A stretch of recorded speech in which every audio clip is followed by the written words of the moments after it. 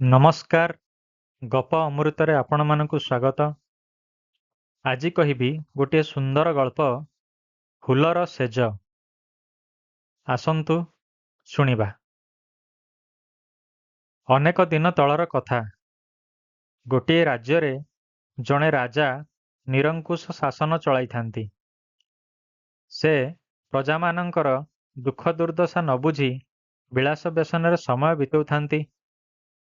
ତାଙ୍କର ଅନେକ ସଉକ ମଧ୍ୟରୁ ଗୋଟିଏ ସଉକ ଥିଲା ଫୁଲ ପ୍ରତି ତାଙ୍କ ମନରେ ଦୁର୍ବଳତା। ଫୁଲ ବଗିଚା ପ୍ରତି, ଅନେକ ରଙ୍ଗର ଫୁଲ ପ୍ରତି ତାଙ୍କ ମନରେ ଥିଲା ଅନେକ ସ୍ନେହ ଏବଂ ଶ୍ରଦ୍ଧା। ଏପରିକି ସେ ନିଜ ଶୟନ କକ୍ଷରେ ନିଜର ଶଯ୍ୟା ଉପରେ ଫୁଲକୁ ବିଛାଡ଼ି ଶୟନ କରୁଥିଲେ। ବିଭିନ୍ନ ରଙ୍ଗ ବିରଙ୍ଗର ଫୁଲ ତାଙ୍କର ଶଯ୍ୟା ଉପରେ ଶୋଭା ପାଉଥିଲା। ଦିନକର ଘଟଣା। ରାଜା ଶିକାର କରିବାକୁ ବାହାରିଥାନ୍ତି। ରାଜା ଶିକାରକୁ ଗଲା ପରେ ଦାସୀଟିଏ ଆସି ରାଜାଙ୍କର ପ୍ରକୋଷ୍ଠକୁ ପରିଷ୍କାର କରିବାରେ ଲାଗିଲା। ଝାଡ଼ୁ ମାରୁ ମାରୁ ସେ ଦେଖିଲା ରାଜାଙ୍କର ଶଯ୍ୟାରେ ଅନେକ ଗୁଡ଼ିଏ ରଙ୍ଗ ବିରଙ୍ଗର ପୁଷ୍ପ ସୁଶୋଭିତ ହୋଇଛି। ସେସବୁ ଦେଖି ତାର ମନରେ ବହୁତ କୌତୂହଳ ଜାତ ହେଲା। ଏହା ସହିତ ତାର ଭାରି ଇଚ୍ଛା ହେଲା ସେ ବି ଫୁଲର ଶେଯରେ କିଛି ସମୟ ଶୋଇବ। ଏହା ଭାବି ଭାବି ସେ ଫୁଲର ଶେଯରେ କିଛି ସମୟ ଶୋଇପଡ଼ିଛି। ତାର ଆଖି ଲାଗିଯାଇଛି। ଏହି ସମୟରେ ରାଜା ଶିକାରରୁ ଫେରି ଆସିଲେ ଏବଂ ଦେଖିଲେ ଯେ ଦାସୀଟି ତାଙ୍କର ଶୟନ କକ୍ଷରେ ତାଙ୍କ ଶେଯ ଉପରେ ଶୋଇପଡ଼ିଛି। ରାଜା ଅତ୍ୟନ୍ତ କ୍ରୋଧିତ ହୋଇ ଚିତ୍କାର କରିଲେ ଏବଂ କହିଲେ, ରେ ମୂର୍ଖ ଦାସୀ, ତୁ କ'ଣ ଜାଣିନାହୁଁ ଏହା ମୋର ଶେଯ? ତୁ ଏହା ଉପରେ ଶୋଇବା ପାଇଁ ତୋର ସାହସ ହେଲା କେମିତି? ଦାସୀ ଶୁଣି ଡରିଯାଇ ଉଠିପଡ଼ିଲା ଏବଂ କହିଲା, ମହାରାଜ, ମୋତେ କ୍ଷମା କରନ୍ତୁ, ମୋର ଭୁଲ ହେଇଗଲା। ମୁଁ ଆପଣଙ୍କ ଶେଯ ପୁନର୍ବାର ସଜାଡ଼ି ଦେଉଛି, ନୂତନ ପୁଷ୍ପ ଆଣି ତା ଉପରେ ରଖିଦେଉଛି। ମୋତେ କ୍ଷମା କରନ୍ତୁ, ମୋର ଭୁଲ ହେଇଗଲା। ଏହିପରି କାକୁତି ମିନତି ହେଇ ଦାସୀ ଜଣକ ମହାରାଜାଙ୍କ ନିକଟରେ ଅନୁରୋଧ କରିବାକୁ ଲାଗିଲା। ମାତ୍ର ମହାରାଜା ତାର ଅନୁରୋଧକୁ ତିଳେ ହେଲେ କର୍ଣ୍ଣପାତ କରିନଥିଲେ।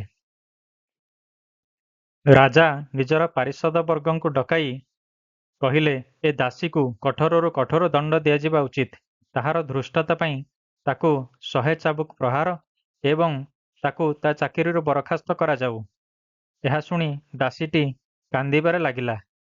କିଛିକ୍ଷଣ କାନ୍ଦିବା ପରେ ହଠାତ୍ ସେ ହସିବାରେ ଲାଗିଲା। ତାର ଏଭଳି ଆଚରଣ ଦେଖି ରାଜା ଆଶ୍ଚର୍ଯ୍ୟାନ୍ୱିତ ହୋଇଗଲେ।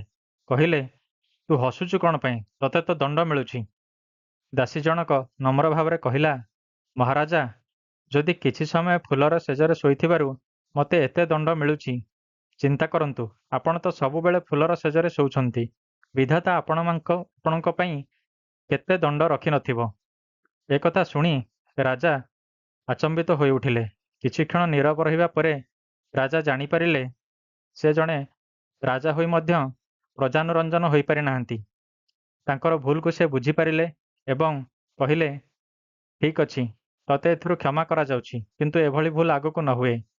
ରାଜା ମଧ୍ୟ ଜାଣିପାରିଲେ ଯେ ସେ ପ୍ରଜାମାନଙ୍କର ଦୁଃଖ ଦୁର୍ଦ୍ଦଶାର ସମସ୍ୟା ନ ବୁଝି ରାଜ୍ୟର ମଙ୍ଗଳ ନ କରି ନିଜେ ବିଳାସ ବ୍ୟସନରେ ସମୟ ବିତାଉଛନ୍ତି। ଏହା ପରଠାରୁ ସେ ନିଜର ରାଜ୍ୟ ଓ ପ୍ରଜାମାନଙ୍କ ପ୍ରତି ଧ୍ୟାନ ଦେଇ ନିଜର ରାଜକର୍ମ ସୁଚାରୁ ରୂପେ ସମ୍ପାଦନ କରିବା ପାଇଁ ପ୍ରଯତ୍ନ ହେଲେ। ବନ୍ଧୁଗଣ, ଏ ଥିଲା ଗପଟି ଫୁଲର ଶେଯ। ଆଶା କରେ ଆପଣଙ୍କୁ ଗପଟି ନିଶ୍ଚୟ ଭଲ ଲାଗିଥିବ। ଆଉ ଗୋଟିଏ ଗପ ନେଇ ଆପଣମାନଙ୍କ ପାଖକୁ ପୁଣି ଥରେ ଆସିବି। ସେ ପର୍ଯ୍ୟନ୍ତ ବିଦାୟ ଦିଅନ୍ତୁ। ଧନ୍ୟବାଦ।